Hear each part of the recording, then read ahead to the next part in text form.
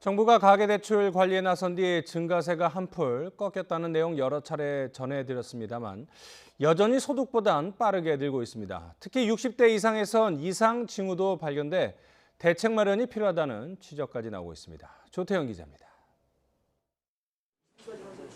어느덧 1,500조 원을 넘어서 우리 경제의 뇌관이 된 가계부채. 그래도 최근에는 증가폭이 한풀 꺾이는 분위기입니다. 정부의 강력한 대출 규제로 지난 3분기 말 기준 가계부채 증가율은 2004년 2분기 이후 가장 낮은 수준에 머물렀습니다. 다만 이러한 결과를 마냥 반기일 수만은 없다는 게 문제입니다.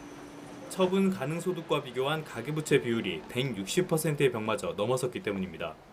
가계가 번 소득에서 세금 등을 빼고 실제로 쓸 수 있는 돈보다 빚이 훨씬 빠르게 늘었다는 뜻입니다. 특히 60대 이상 노년층의 가계대출이 심상치 않습니다. 전체 가계부채에서 노년층이 차지하는 비중은 꾸준한 증가세를 이어가는 모습입니다.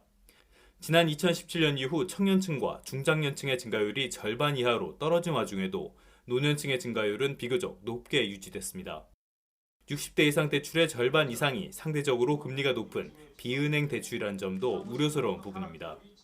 고연령층은 소득 측면에서의 레버리지가 높고 금융자산에 의한 채무 대응 능력이 떨어지는 데다 최근 건전성 저하 조짐이 일부 나타나고 있는 점에는 유의할 필요가 있다고 판단됩니다.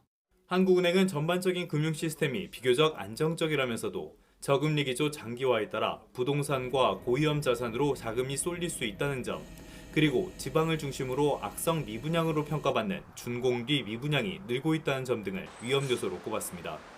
YTN 조태현입니다.